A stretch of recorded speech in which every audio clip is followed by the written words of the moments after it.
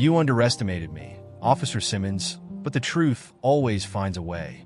A white cop lies about a black lady in court without knowing that she is a senior Navy SEAL. What may cause a stunned silence in a courtroom? Before she enters the stand and completely upends the case, a police officer makes a compelling case against a black woman for resisting arrest and assault. Who is she? Why does her testimony leave the judge, the jury, and the police in disbelief? This is the tale of how a battle for justice turned into a battle for truth once one falsehood came to light. Let's get started. Long shadows were produced on the courtroom's polished oak floor when the early morning sun broke through the thick drapes. Despite its opulent appearance, the space felt confining. A mixture of onlookers, interested locals, reporters taking notes, and a few faces lined with subdued tension occupied rows of wooden benches. Monica Jackson sat among them, her serene demeanor concealing the chaos that lay behind it. Her hair was perfectly braided and lay on her shoulders, and her dark brown complexion gleamed dimly in the artificial light. Monica sat with her hands softly clasped in front of her, her back straight as though she were being held by an invisible thread. She was purposefully dressed modestly to convey respect and humility, wearing black pants and a white top. However, her keen eyes meticulously searched the room, observing every face and every gesture. She appeared to be just another defendant to the untrained eye, but to those who were closely observing her, there was something peculiar about her, a calm intensity that didn't seem appropriate for someone who was charged with a serious crime. When the bailiff called the court to order, everyone's attention was drawn to the front of the room as Judge Howard Grayson, an elderly white man with silver hair that was starting to thin, walked in. He exuded power, yet his face showed signs of fatigue from years of overseeing situations he'd prefer to forget. But something about him seemed to catch on with this one. Maybe it was the whispers of a case that had already caught the interest of local news outlets, or the appearance of Officer Bradley Simmons, seated smugly at the plaintiff's table. The bailiff's voice reverberated off the tall ceilings as he declared, "State versus Monica Jackson." With calm and controlled motions, Monica stood up and turned to face the judge. As individuals craned their heads for a better view, the murmuring in the room became louder. With a confident, almost amused look on his face, Officer Simmons leaned back in his chair. The officer, dressed sharply in his police uniform, radiated the haughtiness that comes from years of unchallenged power. Benjamin Carter, a young black lawyer just out of law school and Monica's counsel, moved anxiously through his notes. He looked at Monica in the hopes of seeing certainty in her face, but she didn't look back. Her demeanor was unreadable as her gaze stayed on the judge. After inhaling deeply, Carter got up. "Your Honor," he said, his tone faltering a little. "We're ready to go." The judge looked at Simmons and nodded. "The stand is yours, Officer Simmons." The officer stood up, his every step heightened as though he were entertaining an invisible audience. After adjusting his clothing, he walked to the witness stand, stopping for a moment to look at Monica. A predator confident of his prey, his grin was subtle but clear. Monica observed him while he was taking the oath. She saw the small twitching of his fingers and the slight change in his posture when he sat down. Most people would miss these details, but Monica wrote them down with the accuracy of a body language interpreter.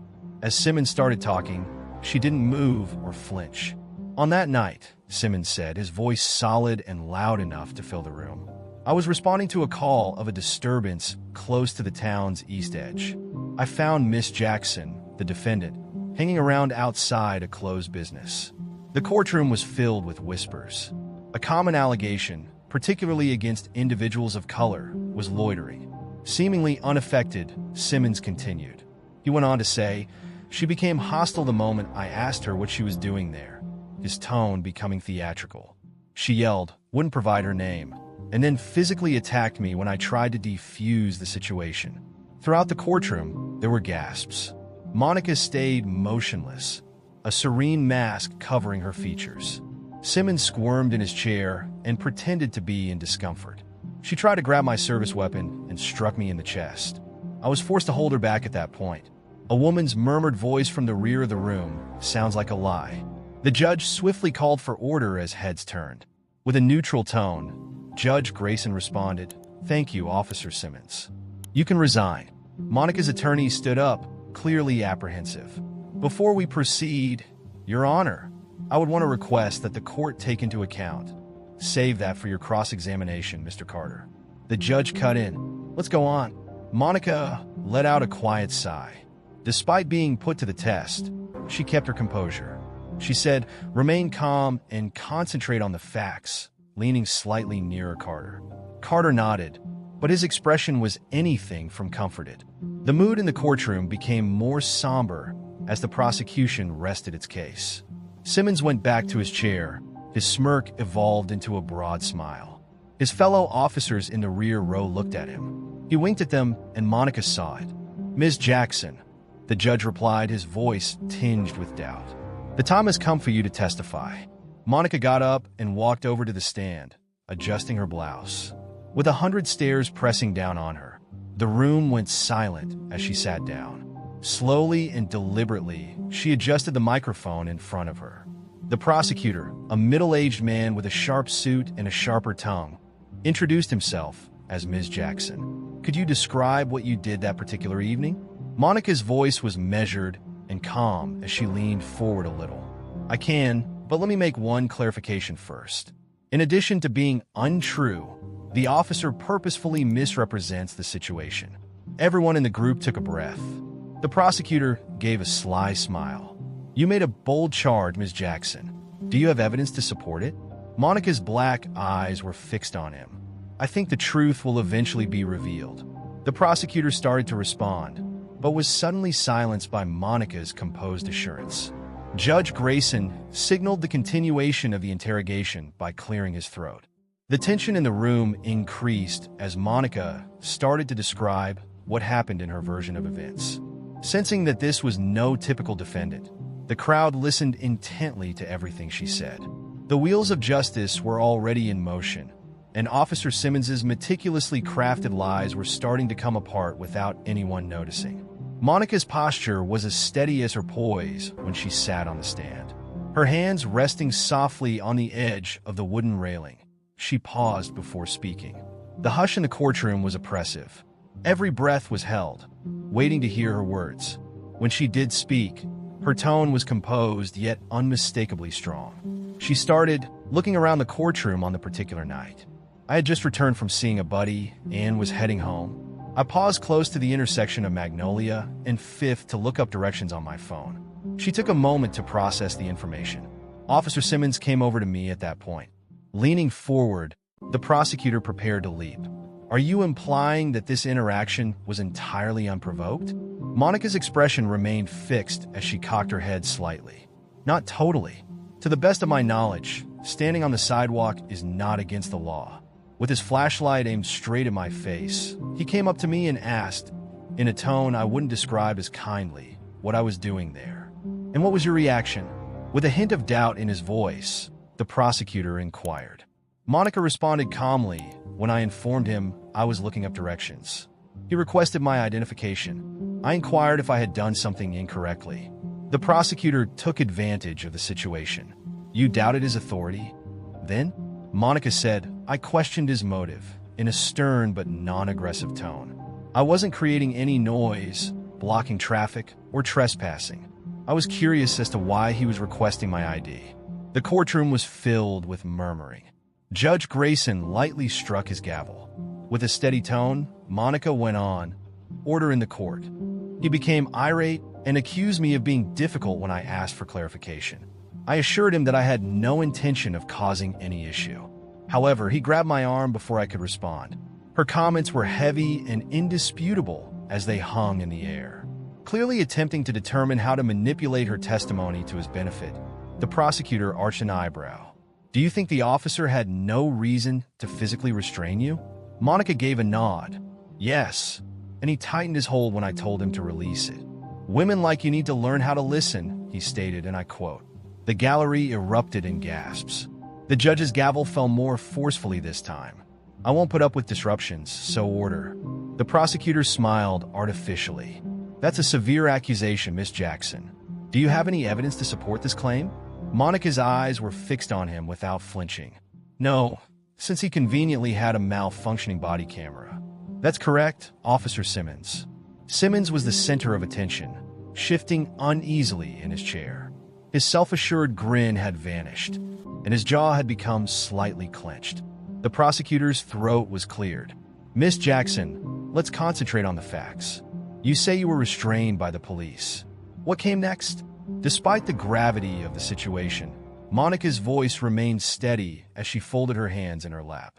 I asked him to let me go and informed him that I didn't agree to be touched. He didn't. Instead, despite the fact that I had not moved, he charged me with resisting arrest. He smashed me against the patrol cruiser when I attempted to get my arm away. For everyone listening, her remarks were a stomach strike. With a mix of incredulity and rage on their expressions, a few audience members murmured to one another. Even the judge appeared briefly surprised by the high level of tension in the room. And then, with a more muted tone, the prosecutor pressed. Monica's eyes remained fixed. I was placed under arrest for attacking an officer, he said, handcuffing me. Leaning back, the prosecutor attempted to reclaim control of the story.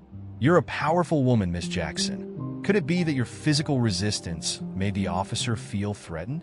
Monica did not recoil. I'm not more powerful than a police officer with training. To be clear, I didn't fight until he infringed on my rights. Monica said, despite his claims, I also didn't reach for his weapon before the prosecutor could respond. He made that up to defend his use of force. The space appeared to freeze. Simmons moved once again, clearly uncomfortable. The prosecutor's expression worsened as he tried to remain calm. His voice was tight as he said, Miss Jackson, you want this court to accept that a decorated police officer named Officer Simmons made up an entire incident. Do you have any evidence to support your account of what happened? Monica's demeanor changed subtly, yet powerfully, with a slight smile. Counselor, the truth always finds a way to come to light. You'll see in due time. The magistrate bent forward. Are you saying, Miss Jackson, that the court hasn't seen all the evidence yet? Benjamin Carter, Monica's attorney, got up fast. We plan to provide further evidence during the proceedings, Your Honor. Scoff, the prosecutor said. More ways to delay, Your Honor. They would have already made their case if they had anything strong. Monica looked up at the magistrate. The truth takes time, Your Honor, but I can assure you that it will be indisputable when it is revealed. The judge's expression was unreadable as he watched her for a time. At last, he gave a nod. Excellent. Today, we'll take a break. The court will meet again at 9 a.m. tomorrow.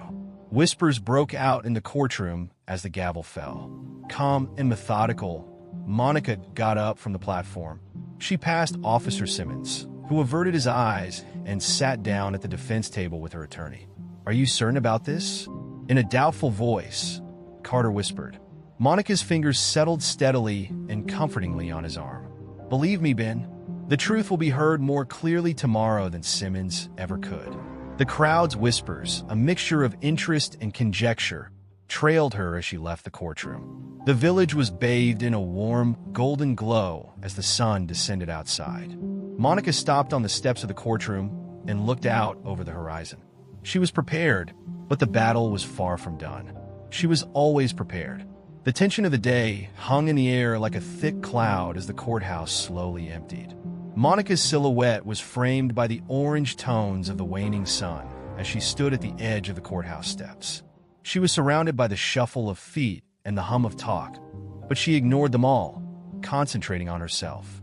She had fought more difficult conflicts in the past, ones in which she might not survive. However, there was something particularly oppressive about battling in a courtroom where lies could conceal the truth. At her side, Benjamin Carter emerged, his face a worried image.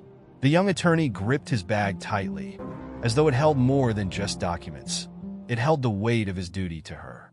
With hesitation, he said, Monica, in a low enough voice to avoid being seen. We must speak. Her eyes were serene but unwavering as she tilted her head slightly. Ben, what's on your mind? The crisp evening air showed his breath as he let it out. I need to know what you're keeping from me. The judge is aware of it. The prosecutor is aware of it. Simmons is also growing anxious. Before we return to that courtroom tomorrow, I need to know whatever secret you're keeping. The smallest of smiles curled Monica's lips. When the time is right, you'll know it. He lowered his voice even more, impressed. That's not enough. I'm your attorney.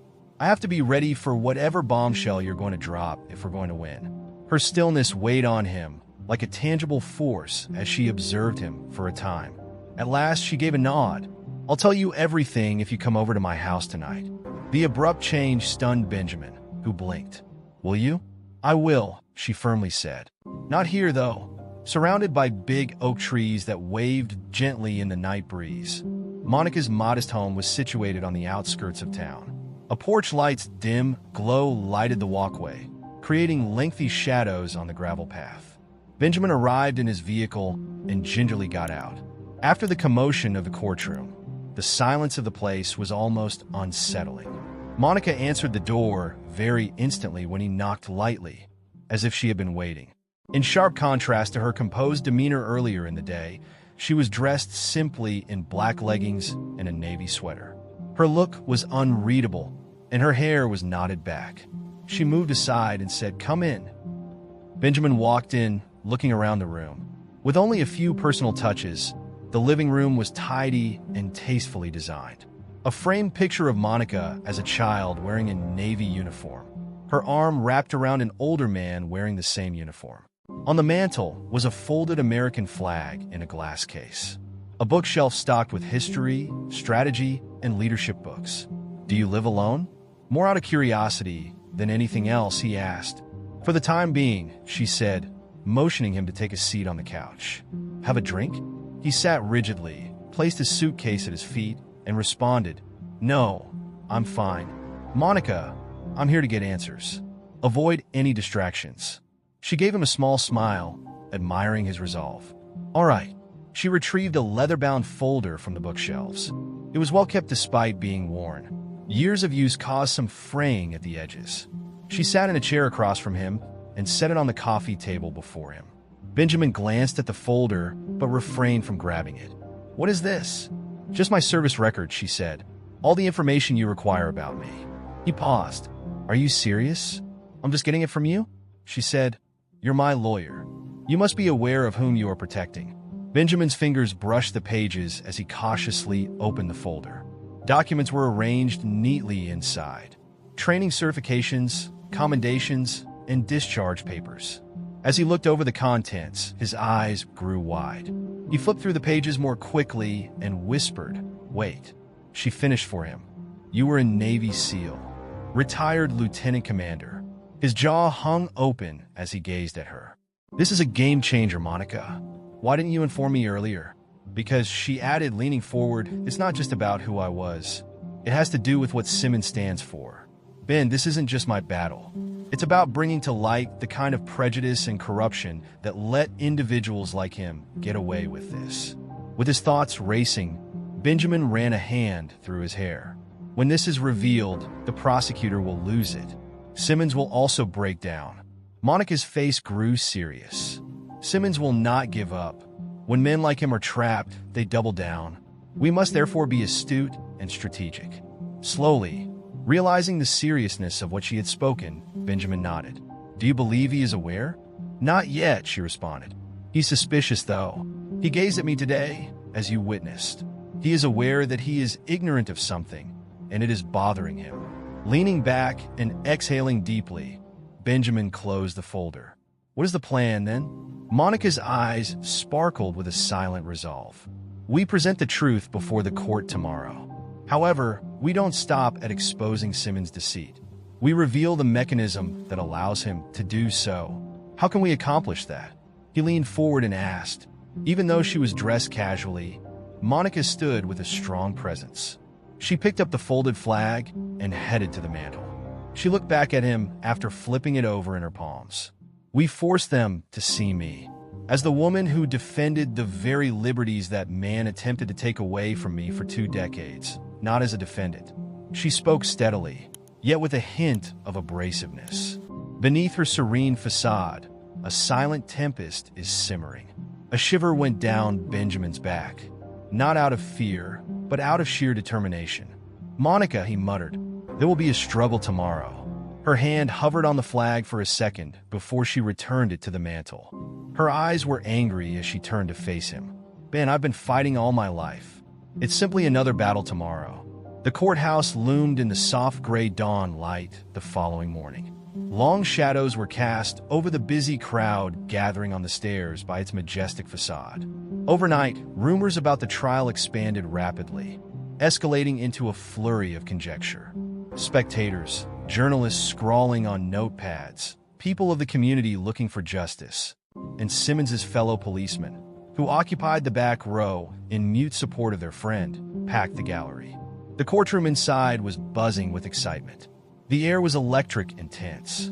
Monica sat at the defensive table with a composed yet determined look. Even before tea, the judge arrived. Her imposing presence appeared to calm the room with her navy blue jacket and immaculately ironed white shirt. Benjamin Carter scanned through his papers next to her, the faint tapping of his pen against the table revealing his nervousness. "Are you prepared for this?" He looked at her and inquired softly. Monica's eyes remained steady as she barely shifted her head. "Ben, I've been prepared for years. Let's be honest with them." Judge Grayson entered the room with a grim expression as he surveyed the throng as the gavel struck. "The court is now in session. We'll go on to the State versus Monica Jackson case." The first person to stand was the prosecutor, a seasoned man with sharp features and a suit that looked like it was designed to intimidate.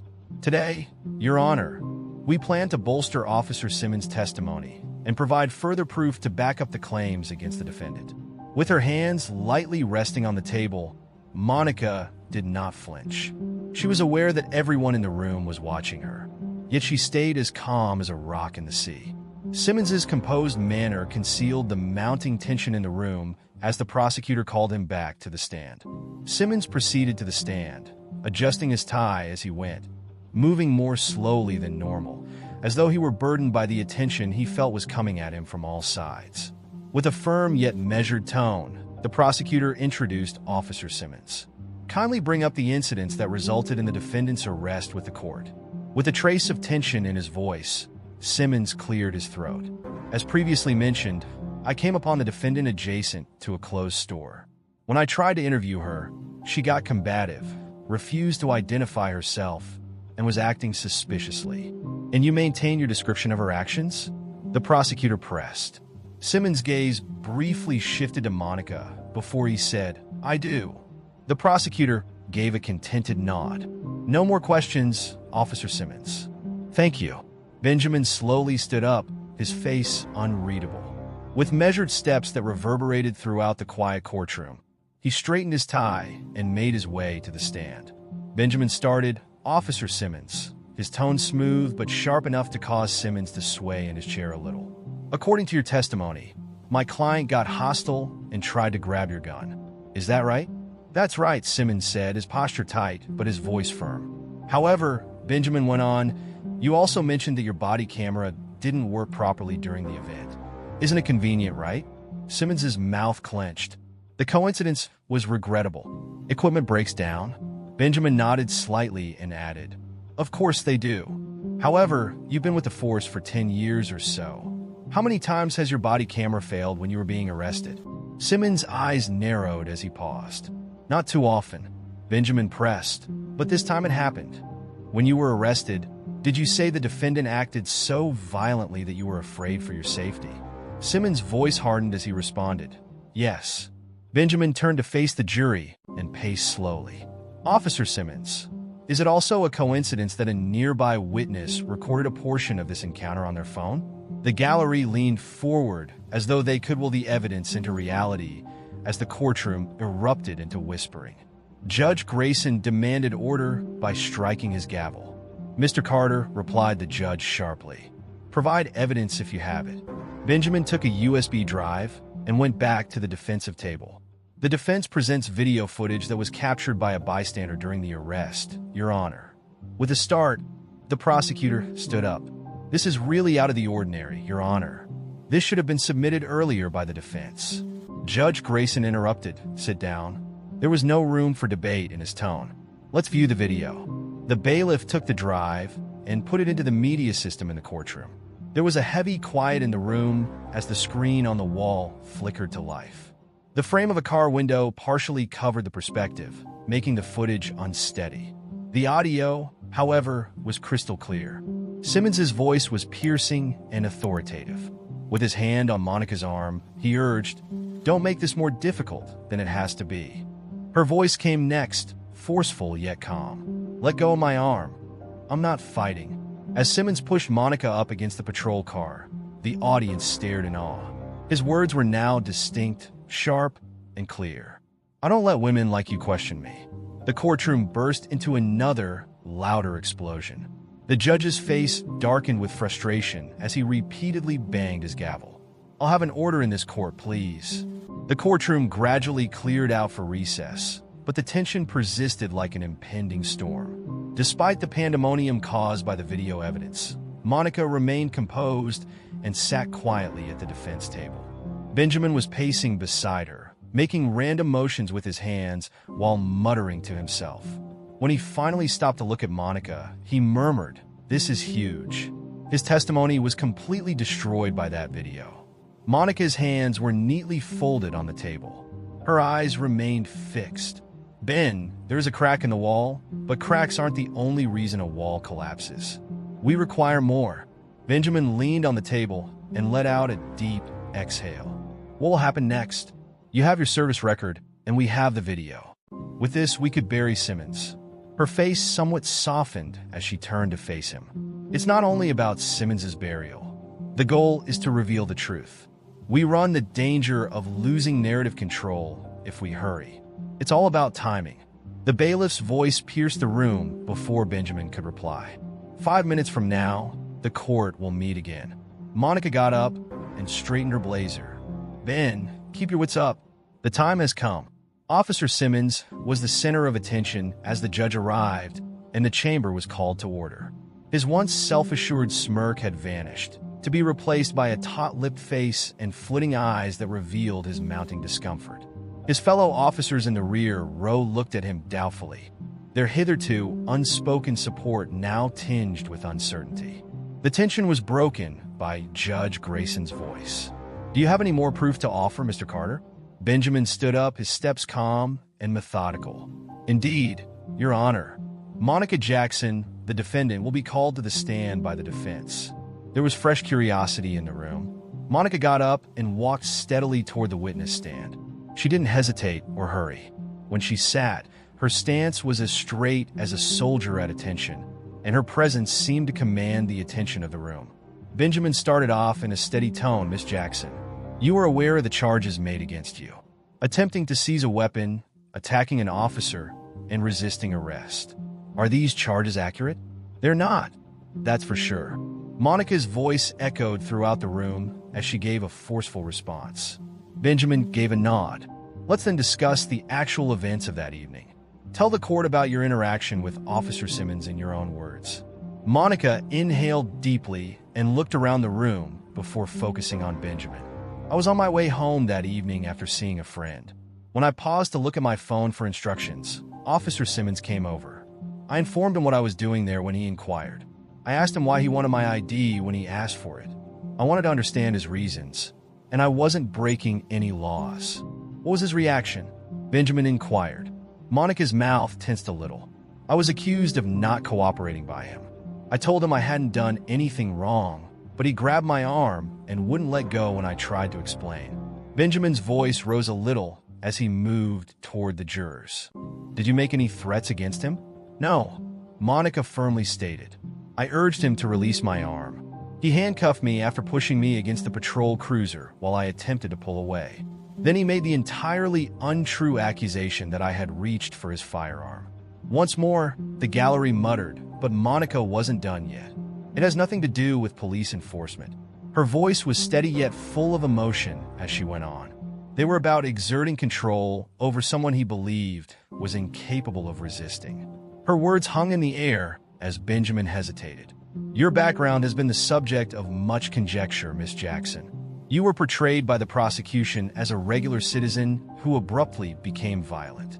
Does the court need to know more about your story?" For the first time, Monica's composed veneer gave way to a glimmer of something deeper: resolve, strength, and maybe a tinge of anger when her eyes met Benjamin's. Yes, she answered, with decades of expertise weighing heavily in her voice. There's more.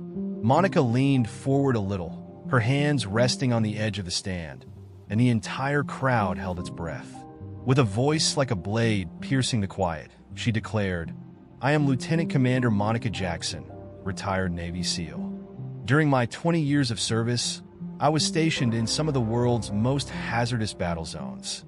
I've led groups on missions that called for strength, discipline, and accuracy, qualities I use every day." The courtroom was filled with gasps, and then there was a startled silence. Judge Grayson even appeared briefly stunned, his gavel still. Simmons' jaw tightened as though he were physically suppressing his reaction, and his face went white. Benjamin took a step forward and raised his voice. "Miss Jackson, you were trained to deal with pressure as a Navy SEAL. During your interaction with Officer Simmons, did you apply any of that training?" Monica answered without hesitation, "Yes. I employed it to maintain my composure, defuse the situation, and defend myself without using force." "And did you ever grasp for Officer Simmons' gun or try to hurt him?" Benjamin inquired.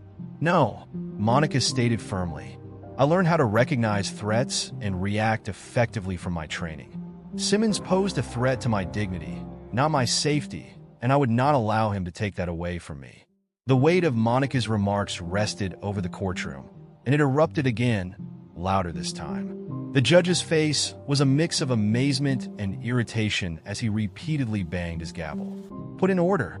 This court will give me an order." Benjamin turned to the jury as the commotion died down, his voice firm yet resolute. After hearing Officer Simmons' version of events, ladies and gentlemen of the jury have finally heard the truth from a lady who has dedicated her life to protecting this nation. It's an easy question for you to ask yourself. Who do you think is responsible? The prosecutor stayed sad, staring at the table in front of him with a pallid face. With his fists squeezed tightly on the chair's arms, Simmons gazed straight ahead. The weight of Monica's testimony hung over the room as she left the stand. Head held high, she leaned back toward Benjamin in her seat. "Let's see how long that wall holds," she replied quietly. The courtroom was nearly oppressively tense. Sitting at the plaintiff's table, Officer Bradley Simmons' face was white and smeared with perspiration. The composure he had carried into the courtroom earlier was gone, replaced by the faint tremor in his palms as he grabbed the edge of his fellow cops, who had been a silent wall of support in the back row, exchanged nervous glances. They believed they had come to witness justice being done. Now, however, doubts were slinking like unwanted shadows into their heads. The judge glanced around the room before turning to Simmons' attorney, his normally austere visage displaying a hint of fatigue. "Does the prosecution want to move forward with redirect, Mr. Avery, or do you need some time to rethink your plan?" Richard Avery, the prosecutor, got up rigidly from his chair, the first fracture in his meticulously manicured manner emerging. He moved to approach the witness stand, adjusting his tie as though he were tightening a noose. Normally bright and authoritative, there was a hint of desperation in his voice. "We plan to bring Officer Simmons back to the stand to address certain discrepancies, Your Honor," he said. The judge's eyes narrowed slightly as he nodded. "Go ahead." As if burdened by the increasing scrutiny, Simmons stood slowly, his motions rigid. He steered clear of Monica's eyes as he made his way to the witness stand, which followed him with a serene intensity. The jury was aware of his trembling hand as he adjusted the microphone in his final sitting position. Avery stepped forward, trying to smile. "You've heard what the defendant has to say about your behavior, Officer Simmons. Are you able to respond with anything?" With a trembling but determined voice, Simmons cleared his throat. "Indeed, she embellished the situation in her account. I did what I was supposed to do." Avery gave a supportive nod. "And how would you explain what the court observed in the previously given video evidence?" With a pause, Simmons glanced at the jurors and then back at Avery. "Not everything is seen in the video. It's not complete. It doesn't convey the background of her actions before that point. What would that context be?" Avery's tone tightened as he pressed. Simmons said, raising his voice as though to recover control, she was defiant. She questioned my authority and refused to cooperate. To keep things in order, I had to take decisive action. Monica's hands were folded neatly on the table in front of her as she watched him with a nearly pitying gaze. "He's unraveling," Benjamin muttered, leaning toward her. She nodded slightly, but remained silent, her attention fixed on the task at hand. Avery went on, his tone becoming increasingly demanding. "You still maintain, then, that the defendant tried to grab your gun?" "Yes," Simmons answered, but his voice was not as strong as he had hoped. Abruptly, she stepped closer to me. I needed to defend myself. Benjamin leaped to his feet. "Permission to cross-examine, Your Honor."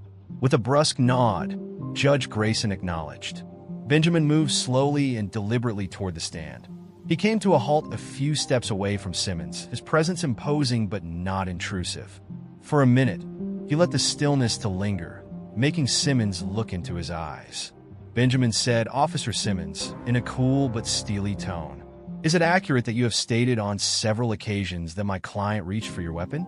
"Yes," Simmons said, his voice no longer as firmly as before. "However," Benjamin went on, "you offered no tangible proof to back up this assertion. Just your word, no supporting evidence, no fingerprints on your holster." Simmons's mouth clenched. "I am aware of what I observed." Slowly, as if pondering the statement, Benjamin nodded. He said, "You know what you witnessed. However, the court has seen video evidence that challenges your story and demonstrates that my client was compliant and calm prior to you taking things too far." "The whole story isn't shown in that video," Simmons replied, raising his voice. "The context has been removed." Benjamin gave a little bend to his head. "Not in context? Now, let's discuss context." His voice became louder as he turned to the jurors. This individual confronted a law-abiding citizen, made an irrational demand for her identity, then used force when questioned. A man who then covered up his actions by lying under oath.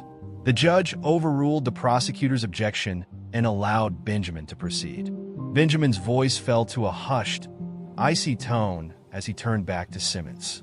"You accuse a woman who has honorably served this country, a distinguished Navy SEAL, of being a threat, Officer Simmons. Do you find it embarrassing to learn that the person you attempted to threaten has been in danger that you couldn't have predicted?" Simmons winced, his poise eroding even further. "That doesn't matter. That night, she wasn't behaving like a Navy SEAL. Furthermore, you weren't behaving like a cop." Benjamin retorted, his tone piercing. "You were behaving like a bully who believed he could abuse his power and get away with it. However, you didn't expect her to confront you, did you?" With the weight of Benjamin's comments bearing down on everyone in the room, there was an absolute silence. Simmons started to reply, but he didn't say anything. Benjamin faced the magistrate. "I don't have any more questions, Your Honor." With his shoulders down, Simmons left the stand and went back to his seat. His fellow cops averted their eyes from him, doubting him now where they had once trusted him. After observing him for a while, Monica leaned in Benjamin's direction. "The walls are beginning to give way." A tiny smile tugged at the corner of Benjamin's mouth as he nodded. "Let's get the job done." Officer Bradley Simmons went back to his seat, and the courtroom fell silent. He now appeared to be a man pacing the verge of a collapsing precipice as his self-assured exterior collapsed. The room was heavy with tension that was not expressed. The jury looked at each other, their faces showing signs of increasing discomfort. Even the normally austere and distant judge leaned forward a little, as if he could sense the tide shifting in unexpected ways. Monica sat motionless at the defense table, her poise a sharp contrast to Simmons' disarray. Her serene demeanor had started to seem almost commanding, a silent power that filled the space more powerfully than words could. Benjamin Carter's jaw tensed in resolve as he went through his notes one last time. He now saw this as a reckoning rather than merely a case. The tense silence was broken by Judge Grayson clearing his throat. "Mr. Carter," he continued, with a warning in his voice, "the defense can continue." Before speaking to the court, Benjamin stood up and buttoned his jacket. "The defense has one more piece of evidence, Your Honor, that will prove beyond a reasonable question what actually transpired the night my client was arrested." Whispers filled the gallery as people craned their heads to watch what would happen next. Simmons shifted uneasily in his chair and grabbed the table, his knuckles white. Richard Avery, the prosecutor, strained visibly, his former assurance giving way to suspicious mistrust. As Benjamin took a file out of his briefcase, Monica stayed motionless, her eyes unwavering. He raised it so the jurors could see it. He said, "Ladies and gentlemen of the jury," in a firm but steady voice, "there are two sides to the story you have heard in this courtroom in recent days. Officer Simmons would have you believe that my client, a woman who had committed her career to serving her country and had no criminal history, suddenly turned violent and hostile without cause. However, the reality is much more straightforward and disturbing." He extracted a number of documents from the file. "This is Officer Simmons' personnel record," he continued, displaying the first page, "and it shows a pattern of behavior that speaks to his credibility, or rather, his lack of it." The prosecutor jumped up and down. "I protest, Your Honor. This has no bearing on the current situation." In order to hush him, Judge Grayson held out a hand. "Overturned. You can go on, Mr. Carter." Benjamin gave the jurors a nod and spoke directly to them. "Officer Simmons has been the target of numerous complaints over his career. Inappropriate behavior, racial hostility, and excessive force. The department either disregarded or buried these allegations, but now they are being brought to light." Copies of the documents were given to the jury, who carefully reviewed them. Even the judge's face clouded as he looked over the pages before him, and the whispers in the gallery became more intense. "Let me clarify," Benjamin added, raising his voice a little. "This goes beyond a single poor choice. This concerns a pattern of abuse that led to my client's maltreatment and wrongful arrest." He turned to face Monica after pausing to let the impact of his words to fill the room. "It's time for her to tell the truth now." Monica got up gradually, her steps measured and methodical, standing tall and commanding. She made her way to the front of the courtroom to speak to the jury. "Lieutenant Commander Monica Jackson is my name." Her voice was firm and clear as she started. "I was a SEAL for the United States Navy for 20 years. Most people can't imagine the places I've been to or the risks I've encountered. I've also kept myself to the highest standards of discipline and ethics throughout it all." Her gaze moved across the jury, her experience weighing heavily on every word. "Although I had encountered adversaries on the battlefield, I never imagined that I would do so within my own nation. I wasn't a threat that night. No laws were being broken by me. I was just existing, which is sometimes a crime in and of itself for people like me." There was a noticeable air of shame and introspection in place of the previous murmuring, and the gallery was now quiet. Monica went on, her tone unflinching. "I didn't seem like a person to Officer Simmons. He viewed me as a target, a way to show off his dominance and authority. He failed to perceive, however, my power, my will, and my reluctance to remain quiet." Her glare pierced Simmons as she turned to face him directly. "Officer Simmons, you underestimated me. More significantly, though, you misjudged the reality, and the truth always finds a way to surface." Simmons turned away, embarrassment flushing his face. With a mix of amazement and rage, the jury's gaze followed Monica. It was the system that had made this possible, not her. Monica faced the judge once more. "I have fought for our nation, Your Honor. Justice is what I've battled for. And I'm here today to fight for everyone who has ever been harmed by those who were pledged to protect them, not just for me." The judge's gavel struck repeatedly, but the audience erupted in cheers. Judge Grayson yelled, "Order!" But even he couldn't disguise the admiration in his eyes as he gazed at Monica. Benjamin moved forward and touched her shoulder. "Lieutenant Commander Jackson, thank you. No more inquiries."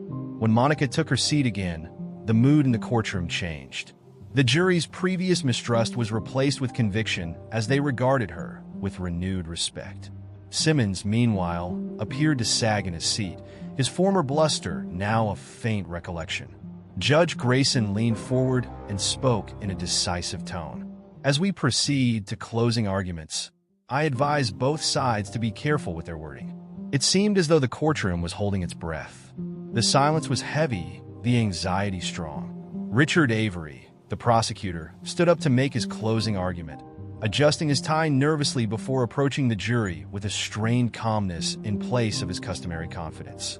"Ladies and gentlemen," Avery said, his tone measured but without the energy of before.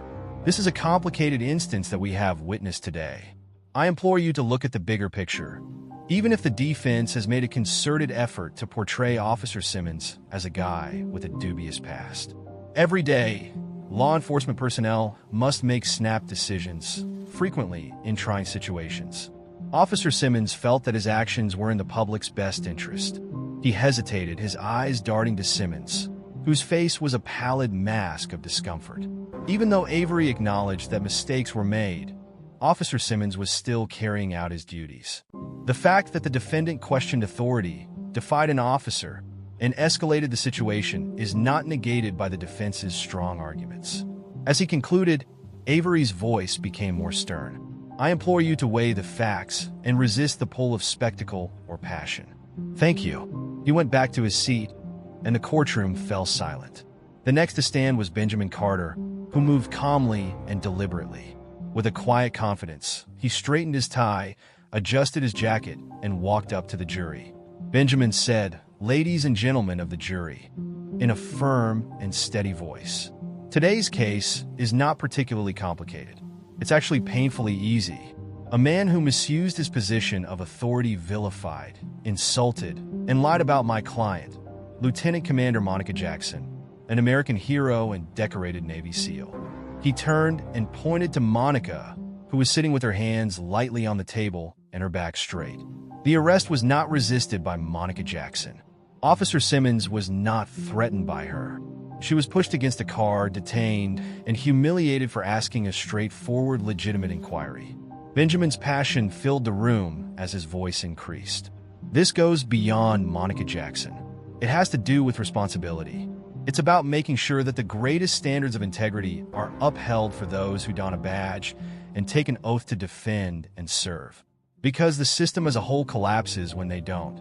His voice was lowered for emphasis as he moved closer to the jurors. "You have the potential to convey today that everyone is accountable, including law enforcement officials. That justice is a value we support rather than merely a term we use. I have faith that you will choose wisely." Benjamin went back to his seat, and while Judge Grayson instructed the jury, there was a heavy stillness in the courtroom. They were then sent off to deliberate. Days seemed to stretch into hours. Monica sat with her hands clenched in her lap in the courthouse hallway. With his forehead furrowed in contemplation, Benjamin paced back and forth. The room echoed with the quiet chatter of reporters and onlookers, but Monica ignored them all. Will they realize the truth? In your opinion? The silence was broken by Benjamin's question. Monica gave him a calm but determined gaze as she stared up at him. "Ben, they don't have to see it. They must sense it. There is a method for the truth to come to light." Benjamin nodded, but it was clear he was nervous. The bailiff entered the doorway before any of them could continue. A verdict has been rendered by the jury. The tension was nearly intolerable as everyone filed back into the crowded courtroom. Monica's face was hidden behind an unreadable mask as she stood next to Benjamin at the defense table. Simmons sat rigidly across the room, staring at the jury box. The judge spoke to the jury's foreperson, a middle-aged woman with a serious countenance and good eyes. "Has a verdict been rendered by the jury?" "Yes," she said steadily. "Your Honor." The magistrate gave a nod.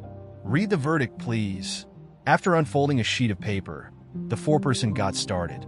"We find the defendant in State versus Monica Jackson not guilty of all charges." The room echoed with a surge of emotion.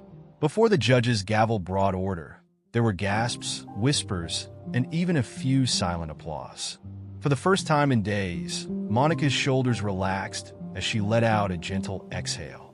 Benjamin touched her shoulder, a grin piercing his generally businesslike manner. The foreperson went on. "In addition, the jury strongly suggests that Officer Simmons' actions be looked into further." The judge gave a solemn nod. "This recommendation will be taken under advisement by the court. I recommend that you get legal representation, Officer Simmons." The situation is far from resolved. The journalists gathered outside the courthouse, microphones pressed forward, cameras flashing. Monica, however, stood erect, and spoke to the gathering with a dominating presence. "This isn't just my victory," she stated in a firm yet resolute voice. "This is a triumph for justice, accountability, and all individuals who have ever been silenced by people in positions of authority. This was not a struggle I fought alone, and I will continue to fight for others." Standing next to her, Benjamin watched with a mix of respect and pride. As Monica turned and left the cameras behind, the audience erupted in cheers. A few months later, Officer Simmons was fired from the police department and charged with misconduct and perjury. Once supportive of him, his colleagues' police turned against him when the probe revealed more of his wrongdoing. Although Monica went back to living a quiet life, her name came to represent justice and tenacity. Her narrative encouraged others to confront injustice, and she was asked to speak at events. Monica Jackson understood that her struggle was far from finished, even if she had left the battlefield years before, and she was prepared for whatever was ahead. Because justice was a way of life for her, not just a result. The truth suddenly came to the fore. In a system that was set up to keep her quiet, a brave woman refused to back down, calling out injustice and exposing lies. This story serves as a reminder that sticking up for what's right may make all the difference, and it's not just about one victory. For more stirring tales like this one, please subscribe to my channel if this one touched you. Join me as we unearth more stories of resiliency, justice, and redemption by turning on notifications so you never miss an update. I appreciate you viewing, and I hope to see you in the future one. Disclaimer.